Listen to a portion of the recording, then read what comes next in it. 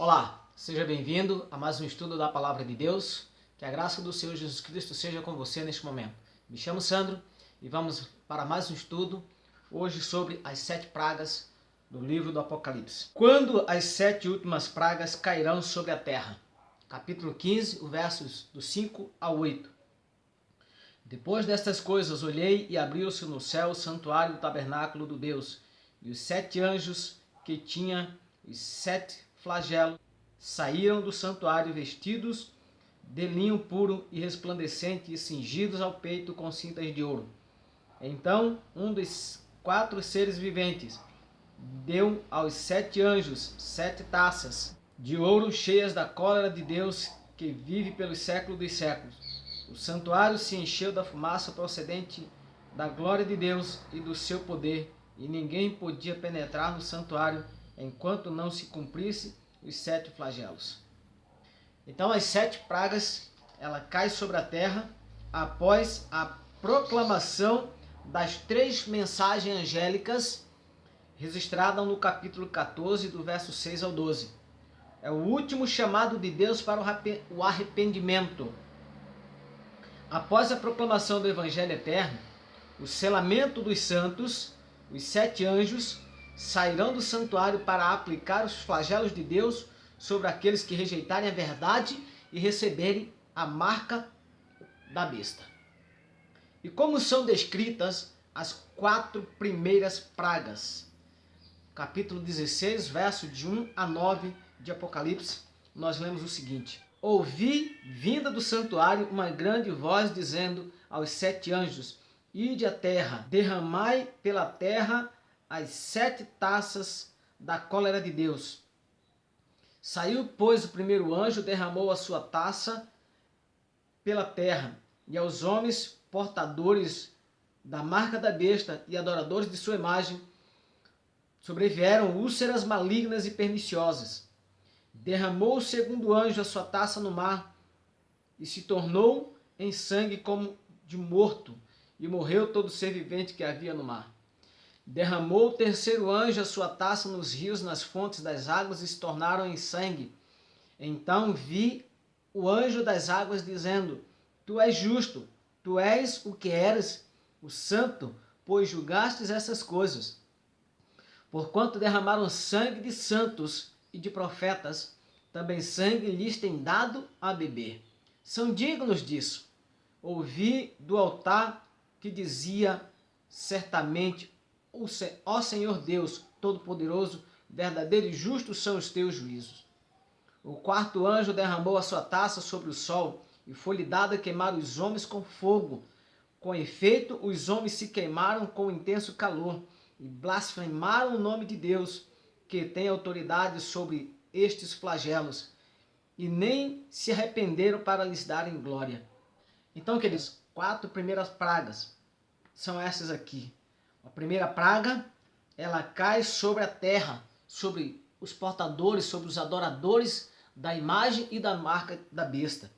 A segunda praga, ela é derramada no mar, e este se torna como o sangue de pessoa morta. E todo ser vivente que há no mar morreu. O terceiro anjo derramou a sua taça sobre as fontes das águas, sobre os rios, que também se tornou em sangue.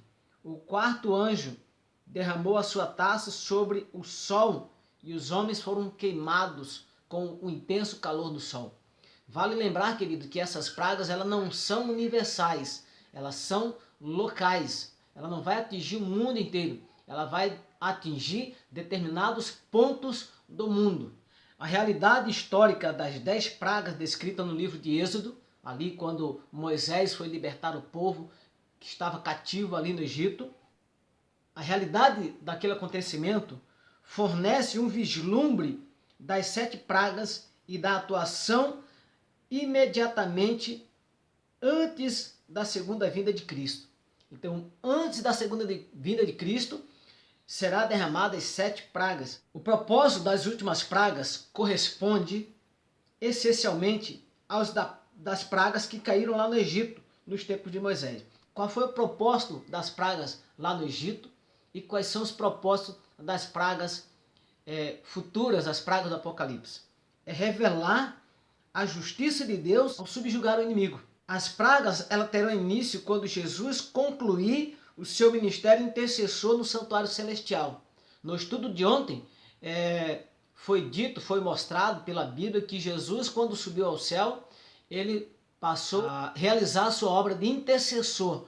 Ele, quando subiu, foi para o lugar santo, estava ali ministrando ali no santuário, no lugar santo, e após o dia 22 de outubro de 1844, que corresponde ao 10º dia do 7º mês do calendário judaico, Jesus passou agora a atuar como sumo sacerdote no lugar santíssimo. Começou então aí o juízo investigativo. Então, quando esse juízo investigativo terminar, que corresponde também à sua obra intercessória, então as 7 últimas pragas caem.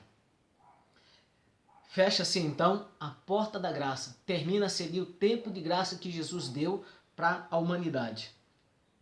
O que será atingido pela 5ª praga?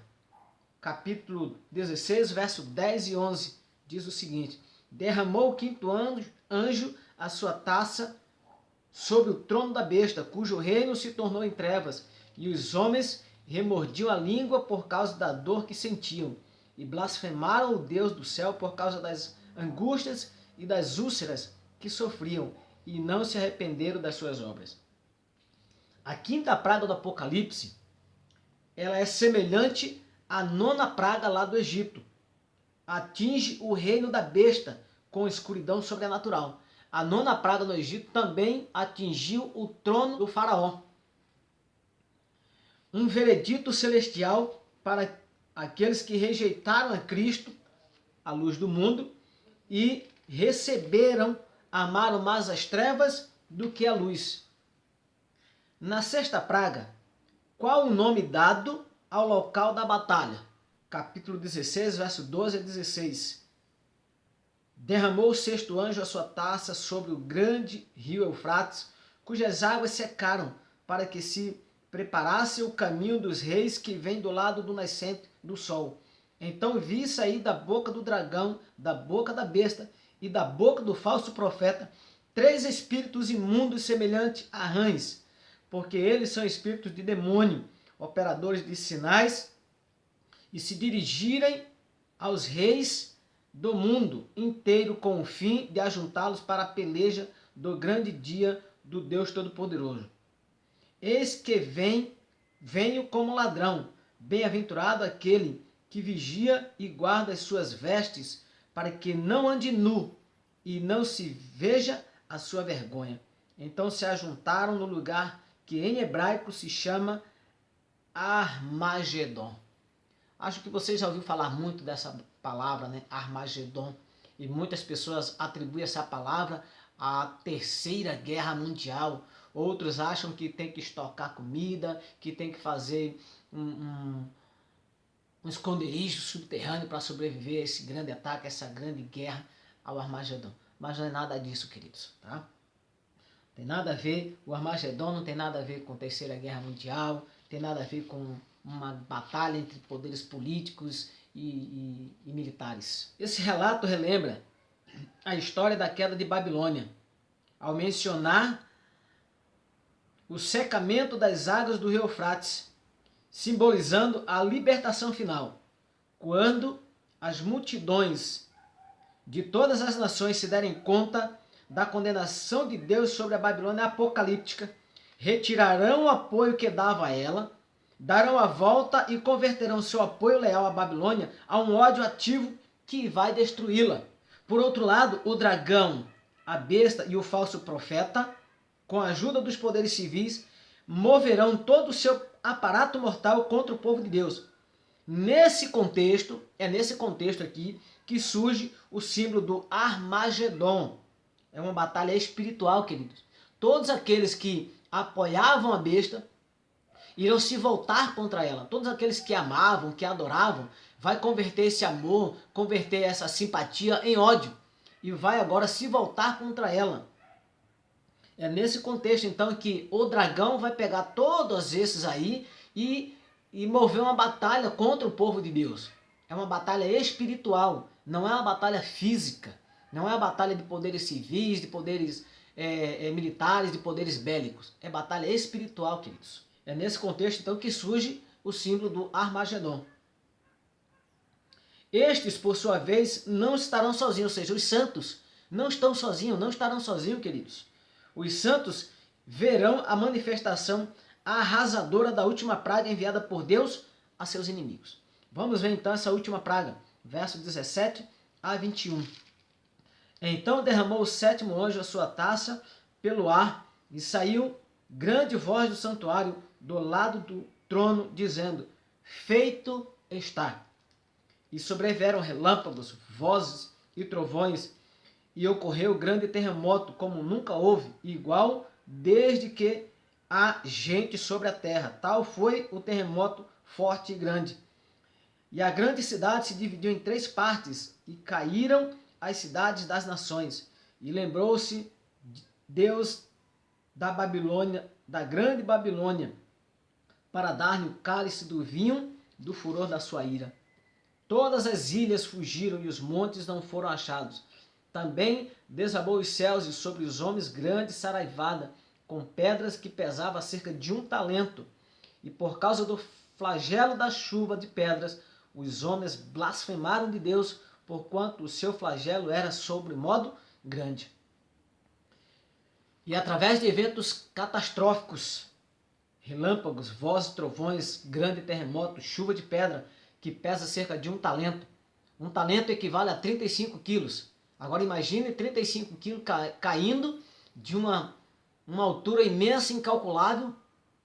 Quando chegar aqui à terra, queridos, estará pesando toneladas. E Deus, através desses eventos sobrenaturais, realiza o ato final, a destruição completa da Babilônia e dos seus instrumentos de ação. Quando a 7ª praga ocorrer, os salvos saberão que Jesus está chegando. Quem será protegido por Deus quando as pragas estiverem sendo derramadas? Haverá um povo que estará sendo protegido por ele. Quem serão esses? Capítulo 7, verso 2 e 3. Depois disto vi 4 anjos em pé nos 4 cantos da terra, conservando seguros 4 ventos da terra, para que nenhum vento soprasse sobre a terra, nem sobre o mar, nem sobre árvore alguma. Vi outro anjo que subia do nascente do sol, tendo o selo do Deus vivo, e clamou em grande voz: